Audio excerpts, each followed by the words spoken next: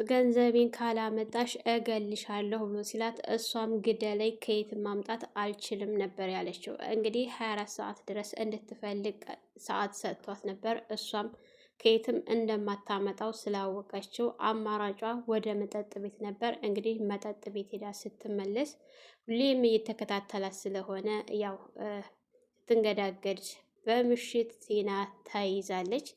ለአባባና እንዲሁም ለካሌብ ስትቆፍር የነበረው ጉድጓድ በራሷ እየገባችበት ነው ማለት ነው። ሰውን ለማጥፋት ሰውን ቀን ተሌት እንግዲህ ለማስወገድ እያሰበችው ያለው ነገር በሙሉ እሷ ላይ ደርሶባታል። ክፉን ለክፉ ብሏል። እንግዲህ ያው በጣም ታሳዝናለች። የቲና መጨረሻ አባባንም ለምናቸው ነበረ። እሳቸውም ጭራሽ ይህን እንድተባበርሽ ነው እየጠየቅሽ በማለት እሰይ ደግ አደረገልኝ፣ እንዳውም መተባበር ካለብኝ እሱን ነው ማገዝ ያለብኝ ብለው ነበረ የከሰቷት ማለት ነው። ያንን ሁሉ ካደረገች በኋላ አይኗን አፍጥጣ መጠየቋ በጣም የምትገርም ሴት ናት። አማራጯ እንግዲህ ዳኒ 50 ሺህ ተበደር ያምጥቻለሁ ቢላትም ይህ 50 ሺህ ምንም ስለማይበቃው ተው እባክህ ና አልቅስ እንሂድ እንስካር ስትለው እሱ አለመሄዱ በጣም ጠቅሞታል። ብሄር ኖሮ የእሷ እጣ ፈንታ ይደርስበት ነበር።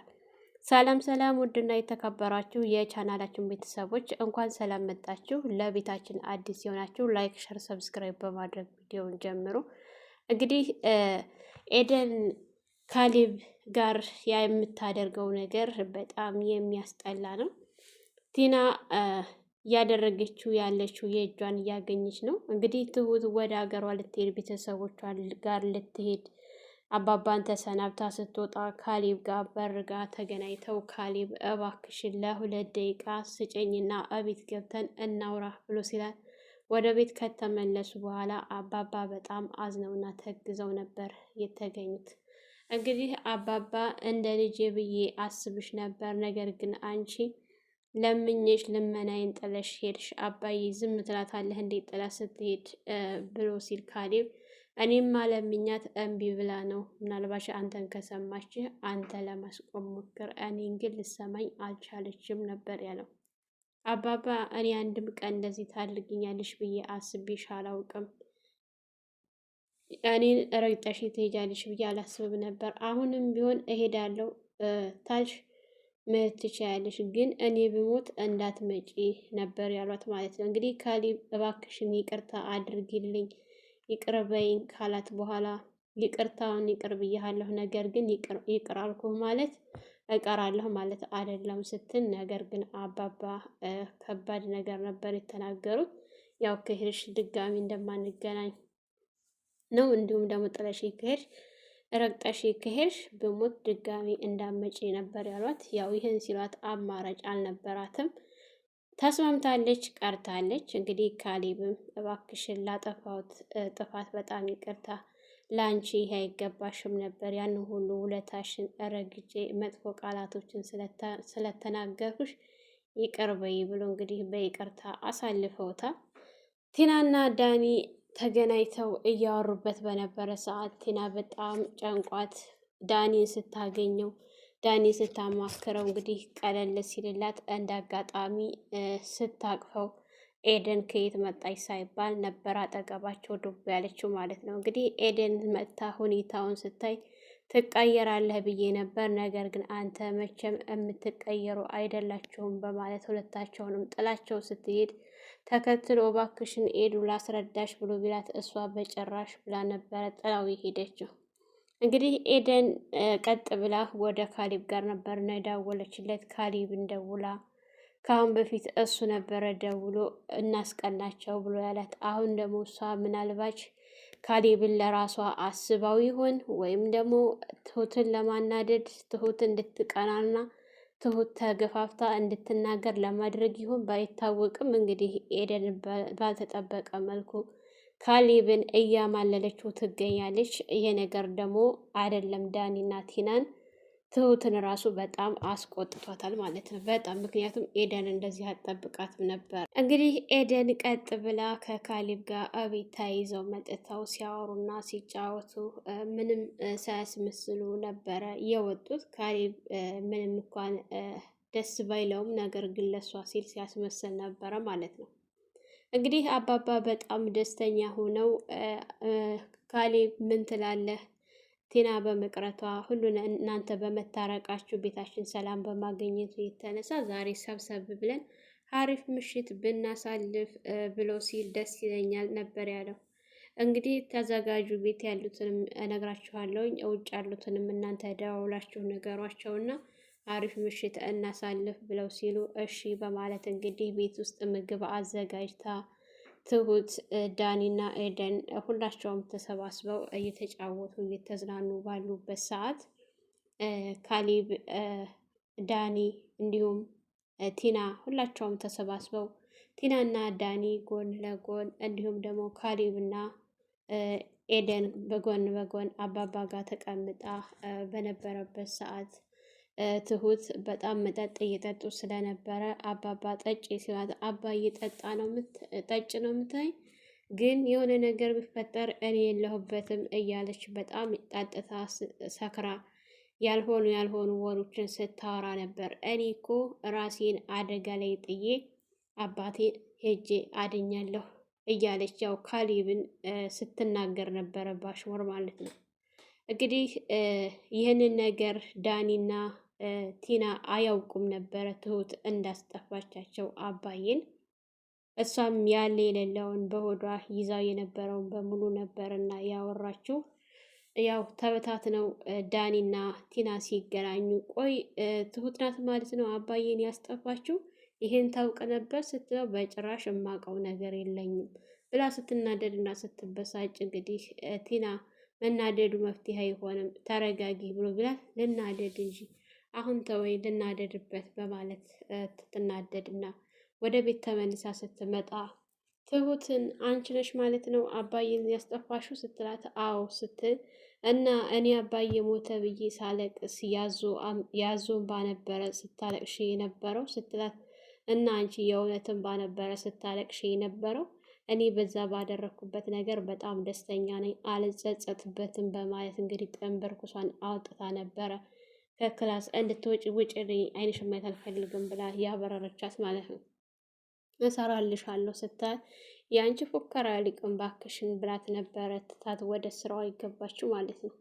እንግዲህ ቲናን በተደጋጋሚ ሲያገኛት ብሩን እንድትሰጠው ሲጠይቃት እሷ ግን ብር የለኝም ስትል በቃ ይሄ ነው መልስሽ እገልሻለሁ ሲላት ግደለኝ፣ ከዚህ ውጭ ምንም ማድረግ አልችልም፣ ወይም ቀንስልኝና ቀን ስጠኝ ልፈልግ ወይም ደግሞ ተውልኝ ስትለው በጭራሽ ልተው አልችልም፣ የሰራሁበትን ማግኘት እፈልጋለሁ ብሎ ሲላት የለኝም ስትል በቃ ይሄ ነው ወሰንሽ ትላት አዎ ወስኛለሁ ስትል እንግዲያውስ በዚህ በ24 ሰዓት ውስጥ ፈልገሽ ካልሰጠሽ ብሎ ጥሏት ነበረ የሄደው።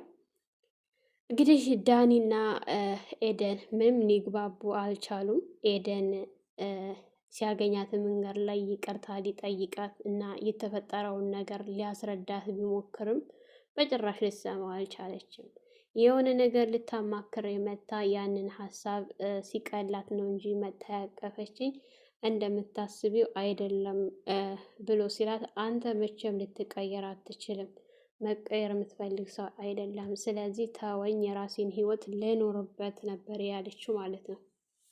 በጣም ተናዶ ከቲና ጋር ቁጭ ብሎ እያወራ በነበረበት ሰዓት ተያይዘው ካሌብና እንግዲህ ኤደን ቀጥ ብለው ወደ ምኝታ ክላስ ሲገቡ ዳኒ በጣም ተናዶና ተንጨርጭሮ ነበረ ማለት ነው።